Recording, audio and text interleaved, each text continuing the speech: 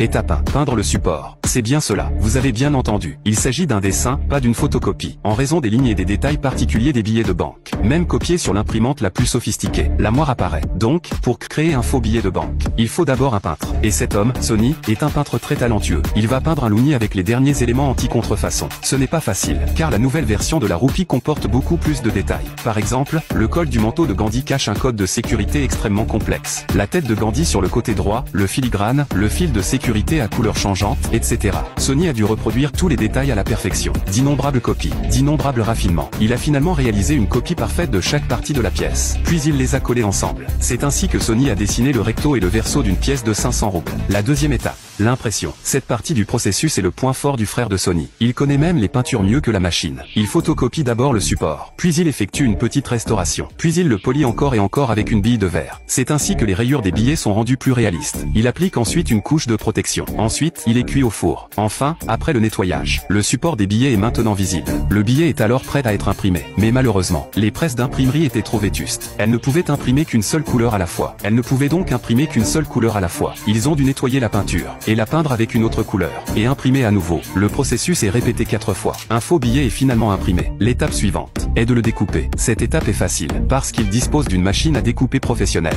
Une fois la découpe terminée, les billets sont apprêtés. Ensuite, le fil de sécurité est retiré du billet de 10 roupies. Le fil de sécurité est retiré du billet de 10 roupies, et l'insère dans un faux billet de 500 roupies. Un numéro différent est imprimé sur le billet. Et c'est tout. Les outils pour fabriquer les faux billets sont complets. Mais Danny regarde le faux billet et quelque chose ne lui semble pas normal. Il était trop neuf. Il a donc froissé les billets pour en faire une boule. Il les a jetés dans du thé, puis il les a séchés. Cela leur a donné l'apparence d'avoir été utilisés. Ensuite, ils ont prévu d'aller au supermarché sur le pas de la porte pour tester les résultats.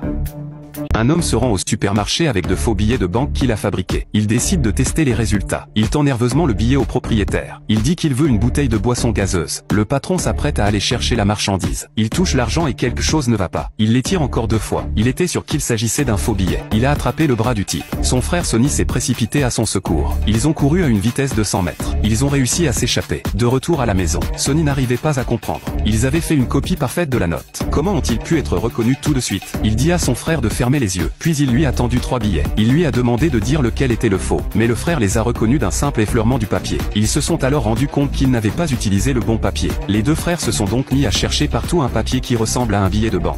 Mais ils ont cherché dans tous les supermarchés et n'ont rien trouvé de convenable. Alors qu'ils étaient sur le point d'abandonner, Sonny a soudain trouvé un magazine avec des billets de banque. Sonny a soudain trouvé un magazine dont le papier avait le même toucher que les billets de banque. Mais il n'était pas assez épais. Mais Sonny a trouvé une solution. Ils ont d'abord blanchi le papier. Ils ont ensuite imprimé le recto et le verso du faux billet sur 2 feuilles de papier distinctes. Ils ont perforé le recto du papier. Puis, après avoir inséré la bande d'argent, ils ont ensuite collé les 2 faces du papier l'une à l'autre. L'épaisseur du papier est alors exactement la même que celle du vrai billet. En même temps, mon frère a également trouvé un moyen de changer la couleur de l'encre. Il a mélangé de la peinture métallique à de l'encre ordinaire. Il a peint les faux billets avec une couche de peinture métallique. Cela a permis de résoudre le problème de la décoloration des billets. Mais cela a également permis d'obtenir la même sensation de netteté que les vrais billets. Enfin, il a trempé les faux billets dans du thé. La deuxième version du faux billet est maintenant prête.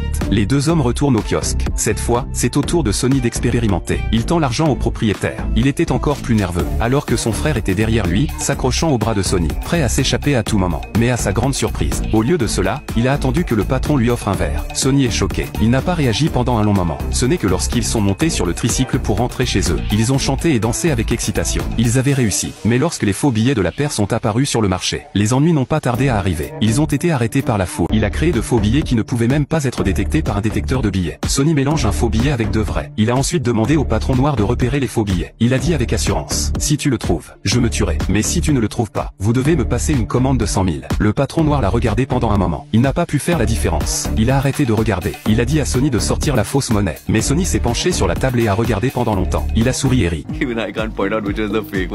Même le fabricant ne pouvait pas faire la différence. Le patron noir n'a pas pu s'empêcher de prendre 3 autres notes et de les étudier attentivement. Finalement convaincu par les compétences de Sonny. Sur le champ, il passe une commande de 20 millions de dollars à raison de 200 vrais billets pour 500 faux, et demande une livraison dans les 2 semaines. Le frère n'en revient pas, mais Sonny accepte immédiatement. Sur le chemin du retour, le frère interroge Sonny. Avec cet équipement, il est difficile d'en imprimer 100 000. Comment ont-ils pu le faire pour 20 millions? Mais Sonny était si sûr de lui. Il a d'abord appelé son oncle qui travaillait à l'imprimerie pour qu'il le rejoigne. L'oncle n'était pas d'accord, mais quand il a vu à quel point les faux billets de Sonny étaient réalistes,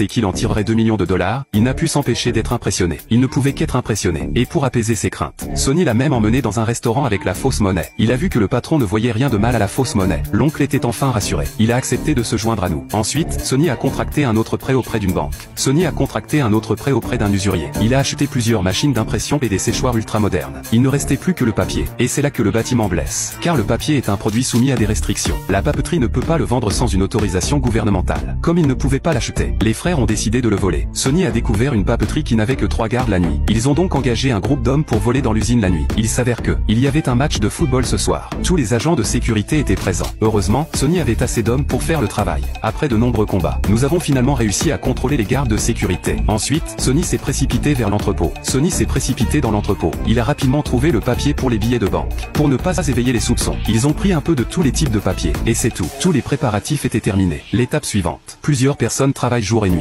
Les presses d'imprimerie fonctionnent 24 heures sur 24. Des feuilles de 500 coupures sont imprimées. Elles sont ensuite collées, décolorées, découpées et séchées. Les faux billets sont ensuite enveloppés dans de vieux journaux. Le dernier jour, les 20 millions de dollars ont été remis au patron. Celui-ci s'est montré très généreux. Après avoir inspecté les marchandises, il était heureux de payer l'argent. Ensuite, les commandes de Sonny se sont multipliées. Les commandes de Sonny sont de plus en plus importantes. Il a également changé l'emballage pour une boîte cadeau. Il a continué à vendre au marché noir clandestin. Avec cette façon de gagner de l'argent, non seulement Sonny a rapidement remboursé ses usuriers, mais il a aussi sauvé le magazine de son grand-père. Il a également sauvé le magazine de son grand-père. Il voulait faire gagner de l'argent à son grand-père. Mais comme les deux hommes sont devenus de plus en plus célèbres dans le monde de la contrefaçon, ils ont rapidement attiré l'attention de la police. Ils ont rapidement attiré l'attention des faux monnayeurs. Le grand homme venait d'imprimer 5 milliards de dollars de fausses monnaies. La banque a alors introduit un nouveau type de machine à tester la monnaie. Le grand homme y introduit la fausse monnaie qu'il a fabriquée. La machine s'est immédiatement mise à sonner l'alarme. L'un de ces hommes a alors sorti un faux billet fabriqué par Sonny et l'a introduit dans la machine. Mais il est passé. Je suis faux monnayeur professionnel depuis 20 ans. Comment quelqu'un peut-il faire un faux plus authentique que moi? Il étudie ensuite le faux billet de Sonny. Il est immédiatement impressionné par son habileté. Alors, il a ordonné à ses hommes de faire tout ce qu'il fallait pour me ramener ces deux hommes.